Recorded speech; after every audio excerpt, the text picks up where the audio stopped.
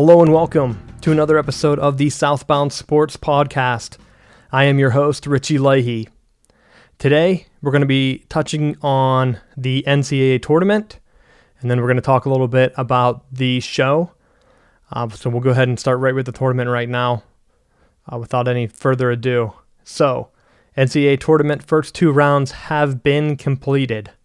Already, once again, no perfect brackets left. That means that anyone who has filled out a bracket, most of the teams are already out. If we're looking at the bracket from the pure perspective of what most people picked compared to what the top seeds were, I would imagine that most people, including myself, overvalued the ACC conference. I went on a little tweet storm after the North Carolina game because there was some atrocious officiating, and it wasn't only in that game. Officiating has been awful across the board. First, you have Northwestern, a Cinderella story, someone who you would imagine the networks would want to advance, because right as it stands right now after the first weekend, there are really no Cinderellas left. I mean, no one that you can consider a Cinderella anyway. So here you go, you have Northwestern. They are making a comeback. They're pushing back hard in the game. Going down, I think they were down 3 or so, or maybe 5. And their guy drives, throws one up, goes in, or it looks like it's going to go in. The Gonzaga defender reaches his hand up through the rim, pokes the ball away. So there you go. It should be classic goaltending right there. You can't put your hand through the rim. Otherwise, everyone would be doing that. So the refs miss it. And again, it's outside of the realm of those 2 minutes. I don't know if they can review it. You can't review a call, which is so bullshit and something that they need to address, because it's not the 1980s anymore where you barely have television and there's one camera going back and forth for the whole broadcast or anything like that. Now you have guys in the booth who can take it, and it's let's just say it for what it is. It's pathetic that they have to go under the hood. Like, they can't pay one more official to sit in the booth and just watch the cameras. I mean, there's a guy that's already sitting in the truck, or as it used to be, that would switch between different cameras on the court. He's the guy producing it. You're telling me you can't have a splitter and split that feed that he's seeing and let an official look at it?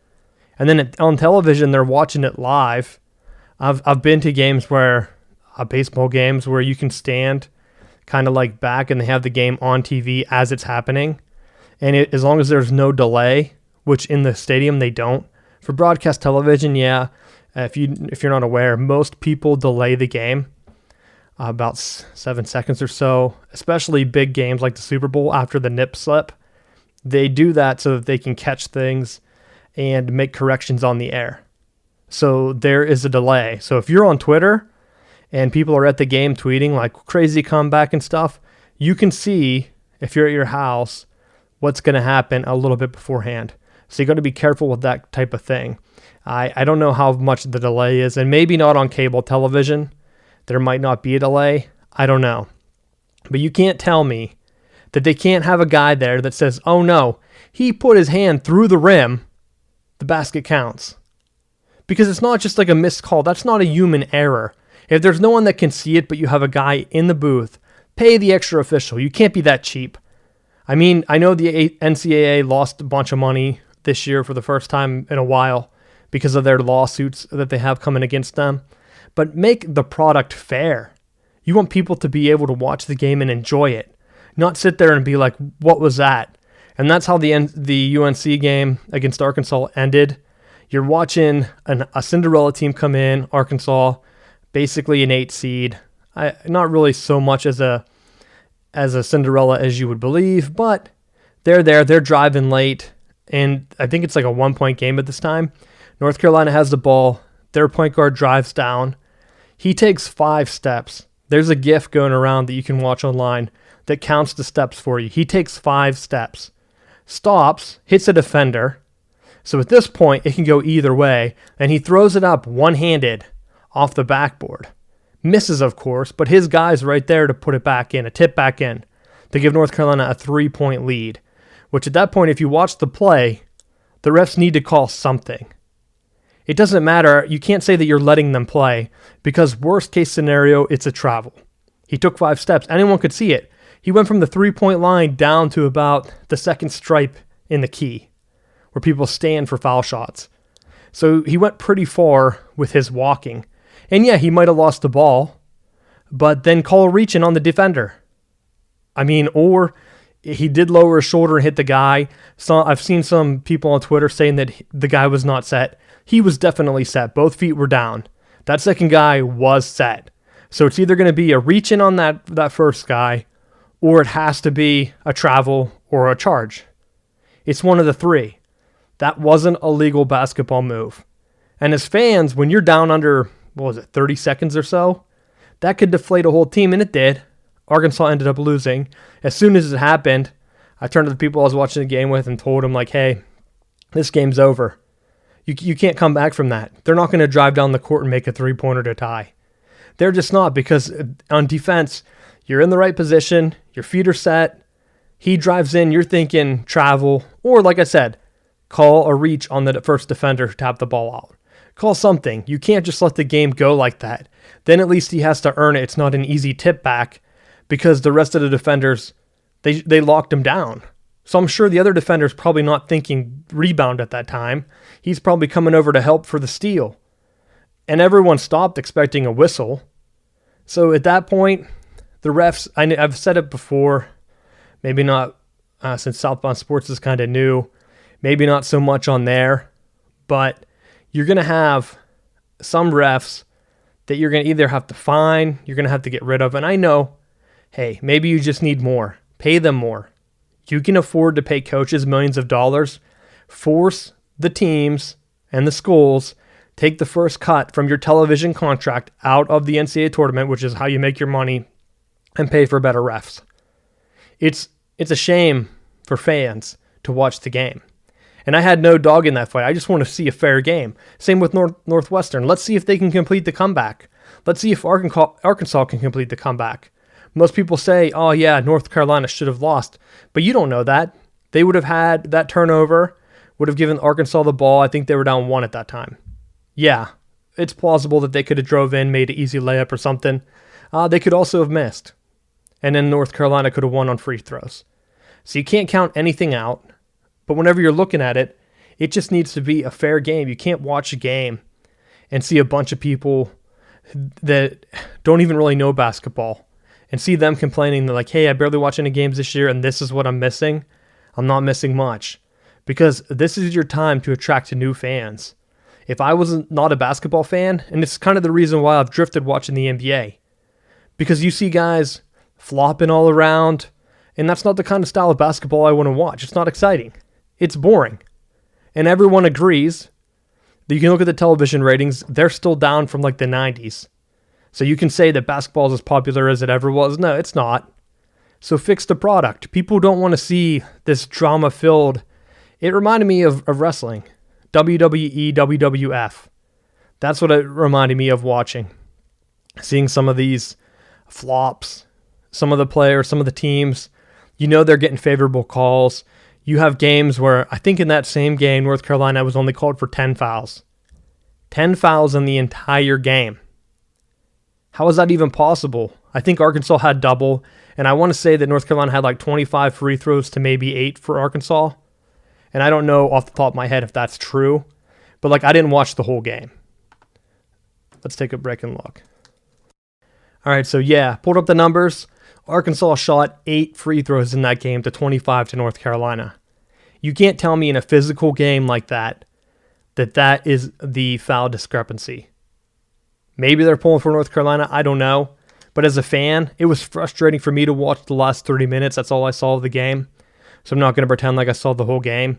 I think Arkansas was down a lot in that game, possibly. But they made a comeback, and they deserved the chance to make the comeback. And you can't tell me maybe that discrepancy had something behind the reason why they were down so much in that game. The other game that I watched was Michigan and Louisville. Again, there were some awful calls right before halftime Michigan center Wagner. And again, I'm a Michigan fan. So just to put that out there so you don't think that there might be some bias here. There might be. But he reached in, clean steal. The announcers each said that was the best technique they've seen. There was no way there should have been a foul because he didn't even make contact with the defender. Clean steal, which led to basically what turned out to be an 8-point swing. So the game was tied. There were a couple bad calls, and Michigan ends up down 8 at halftime. At that point, it was like, wow, I can't even watch this game because it's like everyone's against them. And I know every fan of every team is going to say the refs are against them. But if you can point out numbers like that Arkansas-North Carolina game, North Carolina can't complain about the refs the rest of the tournament. 25-8 free throws, 8 free throws in a close game down the stretch, that doesn't make any sense at all. 10 fouls the entire game, including that last travel or whatever it was. It's just not fun to watch. Why would I watch basketball? Why would I spend 2 hours of my life watching some of these games when that's the entertainment? That's the product that they're putting down. That's the product that they want people to watch. They want people to pay for cable to watch live sports. But if you're making it this drama-filled fake competition, I don't even know what to call it. People aren't going to pay for that. There's no way. That's why ratings are down for basketball since like the 90s. Everyone knows it's like a manufactured. You can blow one whistle at any time. And like even in the NBA, they had that one ref who was fixing games. He was betting on them. You also have other players who have been point shaving. I mean, it's probably a lot harder to do in football. There's more players on the team. Same with baseball. One guy, he takes a dive or whatever, but there's still 8 other guys that get to bat. It's probably a lot harder. Basketball, it only takes one. There's only 5 guys out there. It's a smaller sport. So that's my feedback on the NCAA tournament. Got a little fired up there. Don't know. I'm going to be diving into some of the numbers, and that's where we're going to go ahead and touch base a little bit on the site. So we have some exciting news here from Southbound Sports. We are now published on Apple News, and it's taken off for us. First day, thousands of views. So thank you to everyone who checked us out and shared and liked our articles. We really appreciate it. So that's out there, and we have been moving our site. So at first when I built it, kind of experimenting, the idea was just going to be a podcast with maybe a post a month, or a post a week, where the post would kind of go along with what we're talking with the podcast. But we've gotten such great response that we're already going to start growing the show. So if you've been paying attention, I might have mentioned it before, but we moved our site to Medium. So if you're not on Medium, sign up. It's a pretty cool tool for writing, and you can share our articles if you follow us on there. And we update letters, which is what I might post to announce some like new episodes and things. You'll get an email. So if you're interested in that, let me know. Reach out to contact us. We're still getting everything migrated over, and we're migrating all of our content into Apple News as well. And with that, because the show has grown so much, it's not going to be that same cookie cutter formula. We're actually going to expand our coverage. So no longer will there be a sort of skinny post that goes along with the episode. There will still be show notes. I'm not 100% sure how those are going to be posted. If they're just going to be posted on like iTunes, you can read them in the feed there, or wherever your host is going to be. I'm still looking into that. But just to let you know, there's not going to be a full-fledged article. I think the end of the article is just going to link to our iTunes feed. You can subscribe there. You can also subscribe on Stitcher Radio, and I'm putting together a list of the other podcast hosts to make a new podcast page. So keep an eye out for that. And we are going to be starting, what I'm going to be trying to do is with that, because we're not just cutting out the weekly post. The reason behind that is I'm going to be hosting at least some more podcasts. So it's not going to be only Wednesday. Wednesday is going to be our main show, and I'm still working out some of the technical details. So check back. You'll see you might get another extra podcast this week, but we are going to have the Southbound Sports Show. I might rebrand it. Just call it that, the podcast. There might be a video component. We've had it in the past when we first started. So keep an eye out for that, and keep an eye out for some live video we're going to test. So the podcast Wednesday will probably be the longer show. And I'm looking into getting more interviews. Like we had Jeff on, we have Matt B on. And so anyone else, any guests we have would probably end up being on the Wednesday show. But there are probably going to be other shows. I've toyed around with maybe a 5-minute segment, but I have a feeling that if I get on a topic, it's not going to only be 5 minutes.